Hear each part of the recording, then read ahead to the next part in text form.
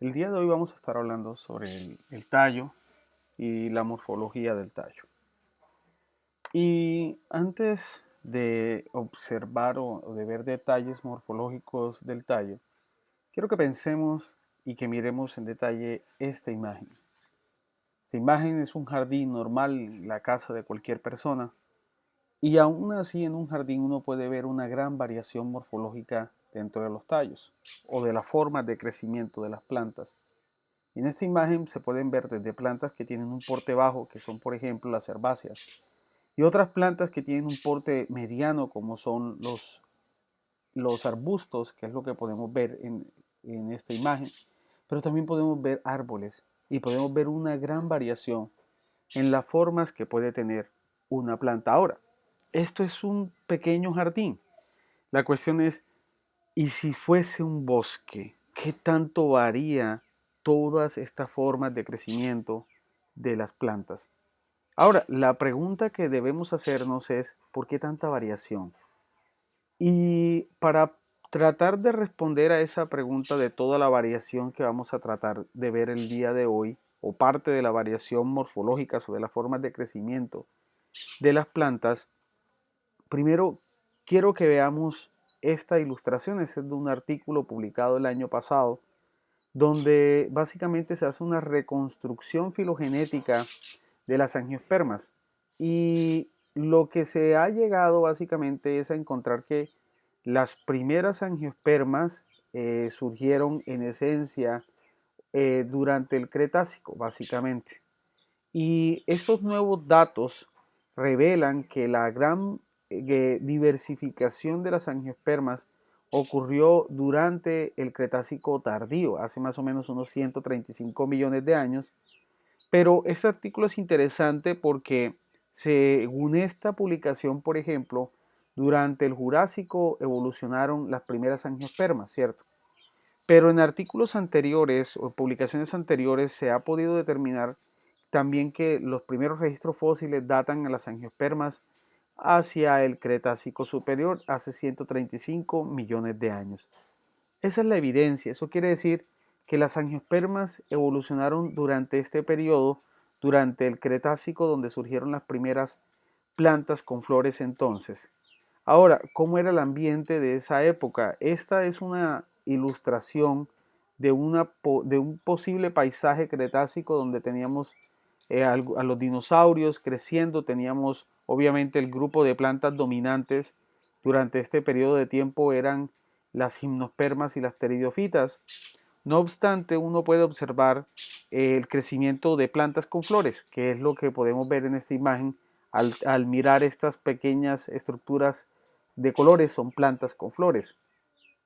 Pero sigue insistiendo en la pregunta de por qué tanta variación en lo que hoy podemos ver en las plantas con flores. Podemos ver plantas que son enredaderas, plantas que tienen estructuras para colgarse en otras plantas, como los zarcillos, por ejemplo.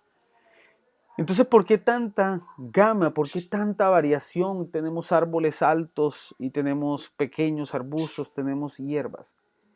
Es decir, hay modificaciones del eje caulinar y lo que creemos es que esas modificaciones han surgido básicamente por competencia con otras especies por los recursos. Es decir, lo que se conoce competencia incluso entre los mismos individuos de la misma especie por los recursos como el agua, la luz, y estas competencias llevaron básicamente a las modificaciones de algún tipo de tejido en las angiospermas, y pueden ser tejidos parenquimáticos que se modificaron para ser tejidos hoy de reserva, o tejidos cilemáticos básicamente para hacer que la planta sea mucho más ancha, o tener lo que se conoce como el crecimiento secundario y darle mayor soporte a la planta para tal vez crecer a mayores alturas y captar mejor la densidad de luz. Entonces, esas modificaciones en los tejidos pueden ser el resultado de formas para adaptarse a nuevos ambientes, formas para reservar alimentos, para conservar agua, pero también formas para poder protegerse de depredadores al ver modificaciones del eje caulinar como las espinas, como los aguijones, para protegerse también de los depredadores. Entonces, pueden haber diferentes respuestas de las especies al tener esas variaciones en las formas del crecimiento del tallo. Cuando las plantas evolucionaron, las primeras plantas terrestres evolucionaron, uno puede observar básicamente que esas plantas habitaban o ocurrían principalmente en lugares muy similares a estos, ¿no? Esta es una ilustración de esas primeras, de ese surgimiento inicial de las plantas terrestres. Y lo que uno puede observar en esencia es que esas plantas vivían en estos lugares como pequeños pantanos no tan profundos que fueron creciendo hacia los bordes del pantano y posteriormente fueron colonizando ambientes menos húmedos a los bordes de los pantanos, y obviamente esas adaptaciones, esas novedades evolutivas que surgieron fueron factores trascendentales, la búsqueda del agua para que esas especies pudieran crecer en esos lugares, ¿cierto? Entonces, factores, por ejemplo, como la historia climática o los movimientos tectónicos han producido toda esta gran variación que podemos ver en esta imagen de todas las formas de crecimiento que pueden tener las plantas. Y se ha encontrado obviamente, o sabemos hoy, que esas formas de crecimiento que vemos desde plantas que pueden llegar a ser suculentas porque habitan en ambientes que son ambientes mucho más secos y necesitan de estructuras para preservar mejor el agua, desde todas estas características por historia climática de la Tierra, pero también movimientos tectónicos que han permitido que se separen la Tierra de algunos lugares, ¿no? Se han separado las masas terrestres unas con otras, y eso ha separado también poblaciones tanto de fauna como flora, y es lo que hoy podemos ver. Entonces, esa variación de formas puede ser el resultado de la historia climática, de los movimientos tectónicos. Ahora, pensemos que todas las formas de crecimiento dependen enteramente de los tejidos, y en ese contexto las propiedades anatómicas y mecánicas que le puede proporcionar un tejido a una planta. Entonces uno puede ver, por ejemplo, el xilema. En esta imagen uno puede ver células xilemáticas, las tráqueas bastante grandes, precisamente para poder generar tal vez mejor flexibilidad. Ahora, nosotros estamos pensando, o les hago referencia a estas adaptaciones de las formas de crecimiento, a esa, al tener de pronto esa historia climática de la Tierra. Pero hay cosas un poco más sencillas, por ejemplo, que uno puede observar en las especies. Y es que, por ejemplo, si miramos esta imagen que tenemos acá, es una imagen donde mostramos un corte longitudinal de un tallo de cualquier planta, y podemos observar cómo se va modificando ese tallo a través del crecimiento ontogénico de la planta en este caso. Entonces, los tejidos varían en la base y en el ápice de los tallos.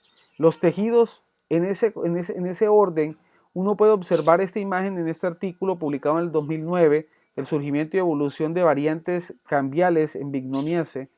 Y lo que uno puede observar, por ejemplo, es que en el desarrollo ontogénico de las especies, uno puede observar cómo el tallo o el xilema va a cambiar. Estas son individuos que son más recientes, es decir, son más jóvenes, perdón, y aquí ya vemos individuos adultos y podemos ver cómo hay un cambio ontogénico en el desarrollo de esas especies. La pregunta es, ¿por qué estos cambios? ¿Por qué estos tejidos pueden cambiar en estos aspectos según la ontogenia de las especies?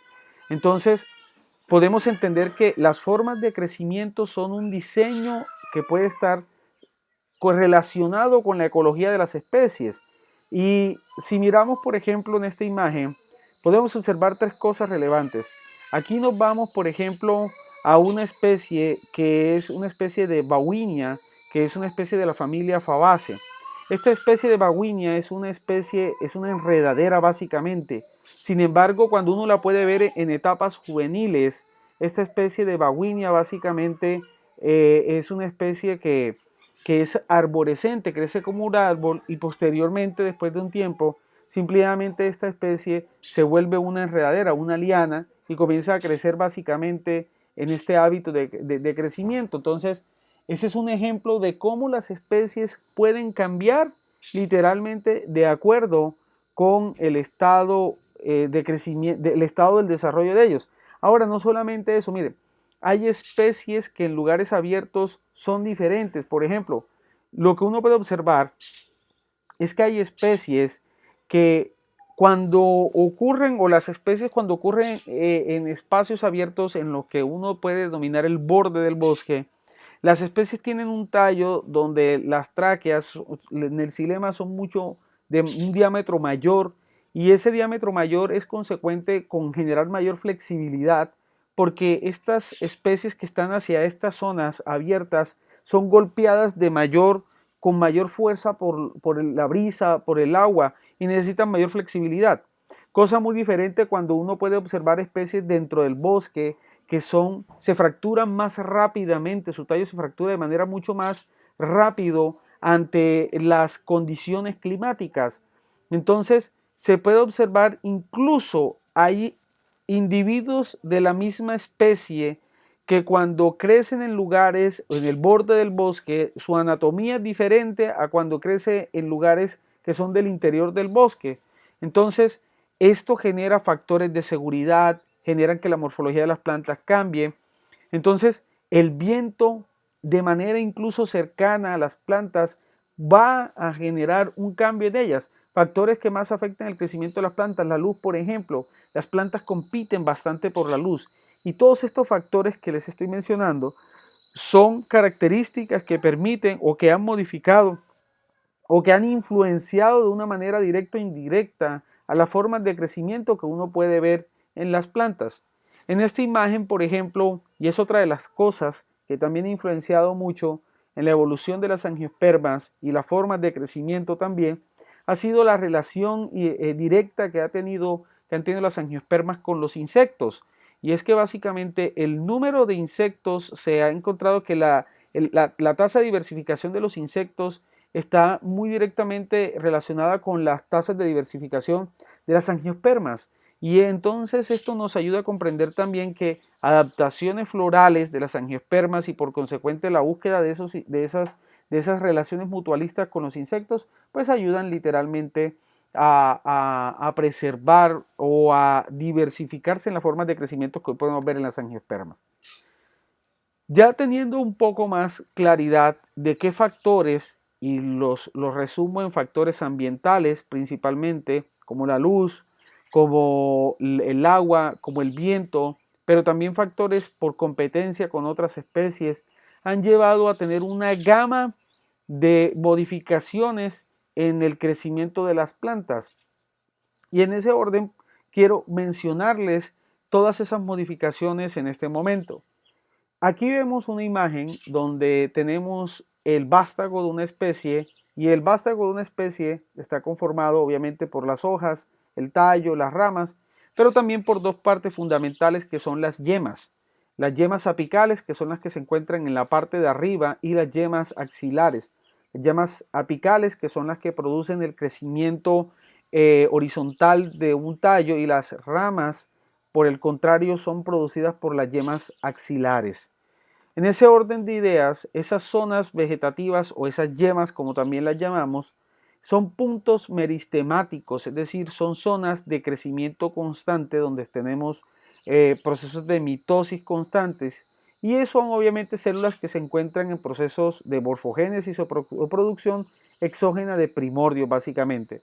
Es decir, son zonas de formación de nuevas células que le permiten el crecimiento lateral o el crecimiento longitudinal a la especie. Ahora, las yemas apicales producen el eje principal del tallo y eso está claro, pero las yemas axilares que producen las ramas pueden ser divididas de todos dos tipos, las yemas plagiotrópicas y las yemas ortotropas. Las yemas plagiotrópicas simplemente son las yemas que producen ramas que no son completamente, que son más horizontales perdón, más verticales, perdón, y no producen ramas sino ramas que son completamente laterales. Las ortótropas, por el contrario, producen ramas que son un poco más hacia arriba, como las que uno puede ver, las ramificaciones que uno puede ver, por ejemplo, en un pino. Esas ramas son un poco más plagiotrópicas. Ahora, otras variaciones que uno puede observar en el tallo es que de esas yemas, por ejemplo, uno puede tener, en el caso de la semilla, cuando uno tiene el embrión de la planta, desde el surgimiento de los cotiledones, uno puede tener tallos que son primarios y tallos que son secundarios. Los tallos primarios son aquellos que se desarrollan directamente desde la plúmula del embrión, mientras que los tallos secundarios son los tallos que crecen directamente del tallo principal. ¿Eso qué quiere decir? Que el tallo primario está creciendo desde el meristemo apical directamente surgido desde la plúmula, pero los tallos secundarios crecen literalmente desde las ramas laterales a través del mismo tallo primario. Ahora, estos tallos permiten también, este crecimiento permite que los tallos tengan dos configuraciones, una configuración monopodial y una configuración simpodial. En el monopodial el tronco principal es derivado de un solo meristemo y en el simpodial el tronco principal de múltiples meristemos. En las regiones neotropicales, por ejemplo, uno puede observar que la mayoría de los tallos tienen una configuración de tipo simpodial, es decir, que las ramas que uno puede ver o los tallos que uno puede ver tienen básicamente, surgen de múltiples meristemos. Si miramos esta imagen que está delineada en rojo o en este cuadro rojo, vamos a observar que siempre vamos a tener la yema apical y las yemas laterales, y a partir de la yema apical vamos a tener siempre el crecimiento del tallo principal, y de las yemas laterales siempre vamos a tener el crecimiento de las ramas laterales. Pero cuando tenemos un tipo de crecimiento de ramificación simpodial, tenemos básicamente que la yema apical se vuelve abortiva, es decir, se daña la yema apical y las que quedan activas van a ser las yemas laterales, y eso va a producir que comiencen a salir un montón de yemas laterales alrededor del tallo. Eso produce que se generen también dos tipos de crecimiento, y es que uno en el crecimiento simpodial no puede diferenciar cuando ya es una planta adulta, no es posible diferenciar, y lo vamos a ver un poco más adelante, el tallo principal de las ramas laterales no se pueden diferenciar, mientras que en el monopodial sí es posible hacer esa diferenciación. Ahora, de acuerdo a la información que hasta el momento les he brindado, uno puede tener tallos según el hábito de crecimiento en plantas que son herbáceas, enredaderas, lianas, sufrútices, arbustos y árboles.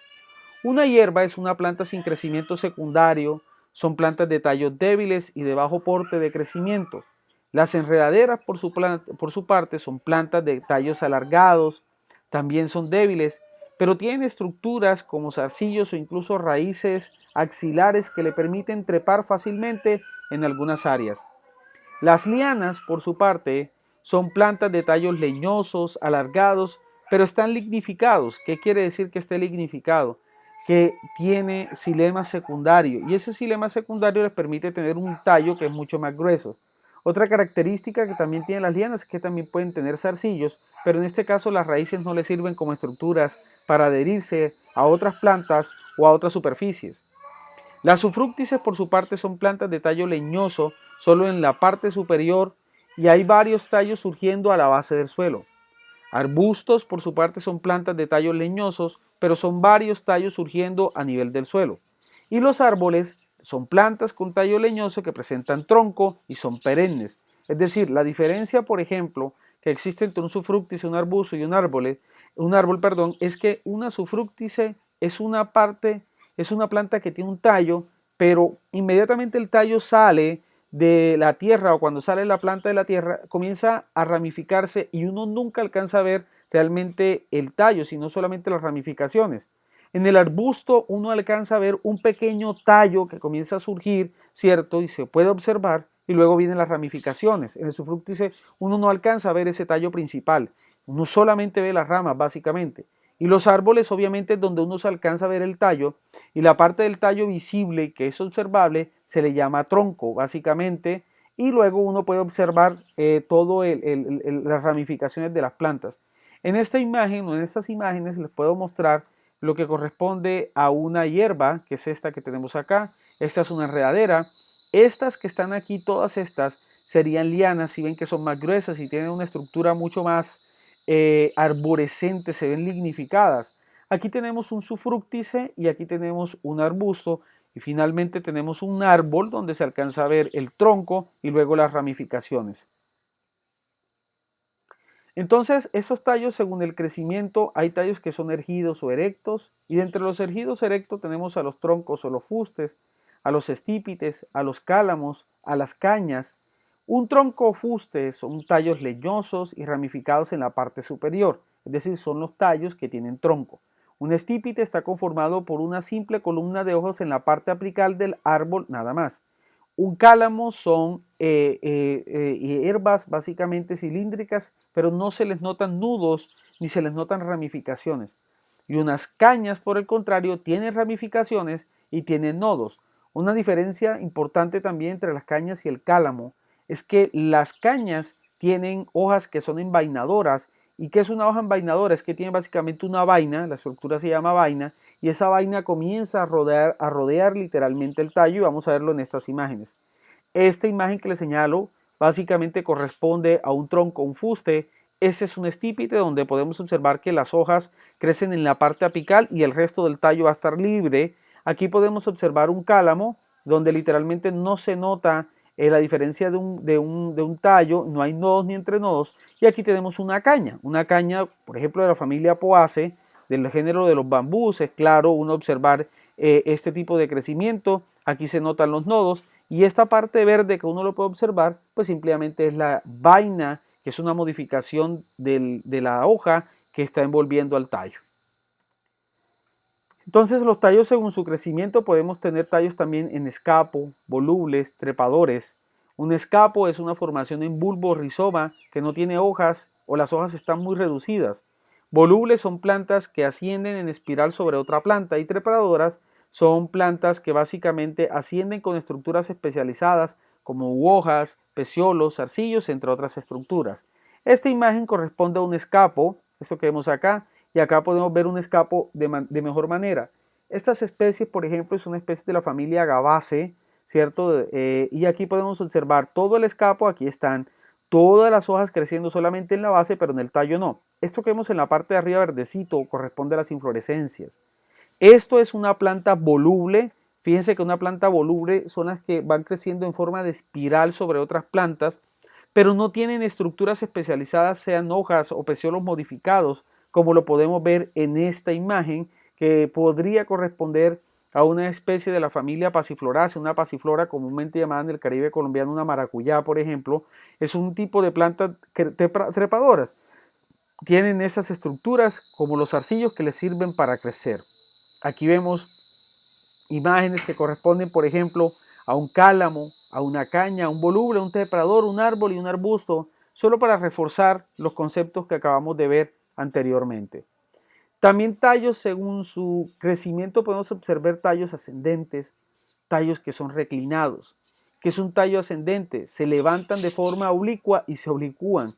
Es decir, se levantan de forma oblicua, es decir, torcido y se vuelven a torcer. Reclinados tienen una base erecta y se encorvan con el tiempo, continuando su crecimiento paralelo. Aquí podemos ver básicamente una planta ascendente. Fíjense que el tallo surge, y lo voy a marcar básicamente con la pluma en este momento. El tallo surge y aquí se oblicúa, es decir, se tuerce, y luego sigue su crecimiento y vuelve y se vuelve a torcer otra vez y comienza a tener ese crecimiento un poco más erecto. El tallo reclinado, por su parte, la base es recta, comienza a tener este crecimiento recto y luego simplemente se encorva. Ese es el crecimiento reclinado. Tenemos también de tipo rastreros, es decir, son las plantas que crecen sobre el suelo. Y dentro de estas tenemos postrados o procumbentes, repentes o rastreros y decumbentes. Este es el primer caso, por ejemplo, en el postrado. La planta siempre va a estar creciendo completamente sobre el suelo, ¿cierto? En el repente, la diferencia del repente con el postrado, el repente siempre va a estar también sobre el suelo. La diferencia es que el repente, en los nodos del tallo, se generan raíces adventicias o raíces aéreas que finalmente se van a incrustar sobre el suelo. Y el decumbente tenemos que es un tallo que está creciendo sobre el suelo y finalmente comienza a torcerse y comienzan a crecer de manera erecta. Aquí vemos imágenes, por ejemplo, de tallos rasteros, de tallos repentes, y aquí vemos un decumbente. También tallos según la forma según su forma podemos observar los cilíndricos o los teretes y los angulares. Un tallo cilíndrico o terete básicamente es un tallo que cuando le hacemos un corte transversal al tallo, más o menos el tallo siempre va a ser circular, va a ser un pequeño tubo básicamente. Y los angulares, como en el caso de la familia Ciperaceae, donde uno puede observar, les hace un corte transversal y siempre va a observar, por ejemplo, que los tallos son angulares. Sí, eso es una característica que uno puede observar en la familia Ciperaceae. Ahora, existen más modificaciones del eje caulinar y todas estas modificaciones, como les digo, se pueden explicar por todas las formas para buscar almacenar sustancias, para como almacenar almidones o almacenar agua, etcétera.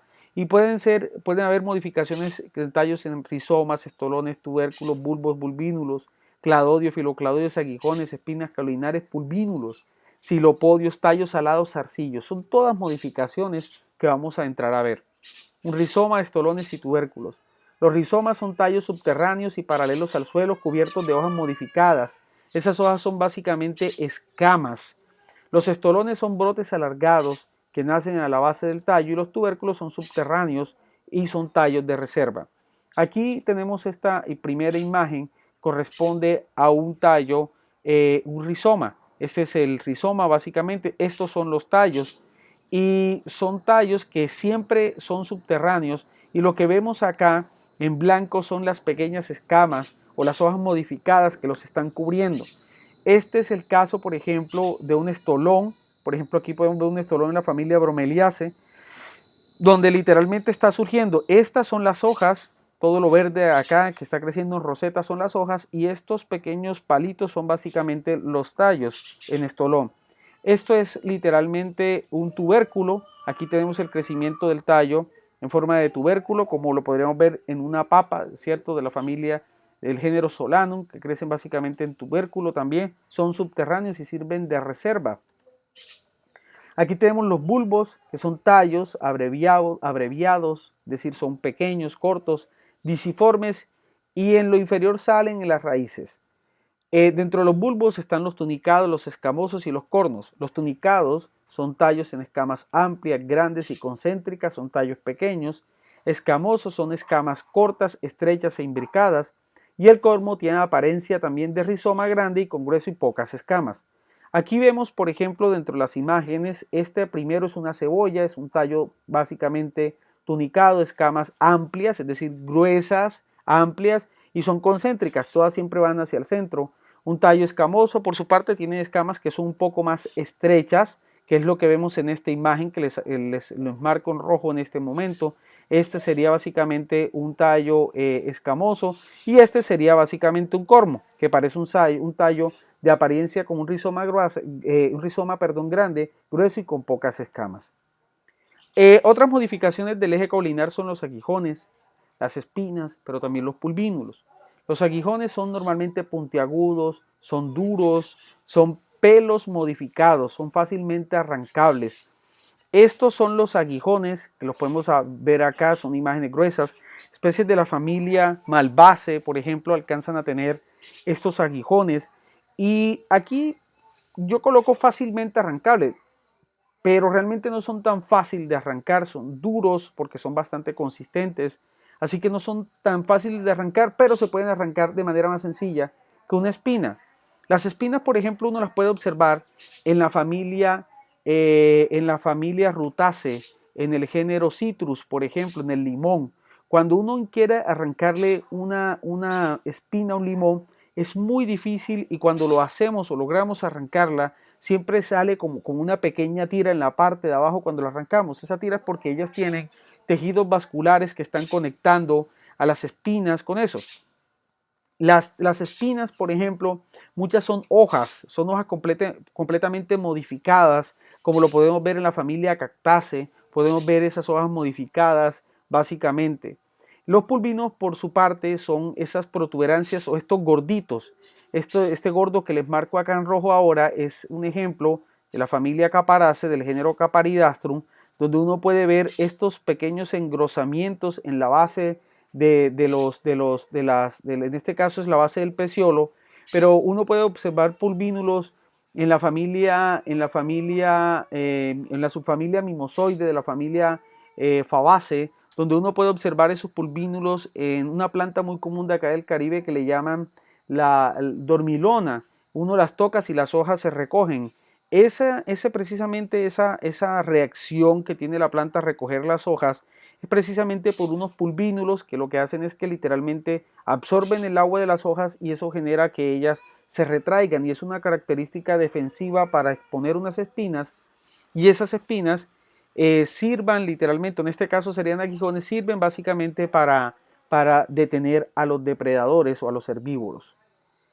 Otras modificaciones del eje caulinar incluyen, por ejemplo, tallos de tipo alados o los zarcillos. Los tallos alados, como estos, los podemos observar en la familia Sapindaceae, peces de la familia Sapindaceae. Uno puede observar siempre algunos tallos alados, por ejemplo, del género Paulinia. Uno puede observar estos tallos alados y son estas pequeñas expansiones laminares que tiene el tallo que parecen hojas.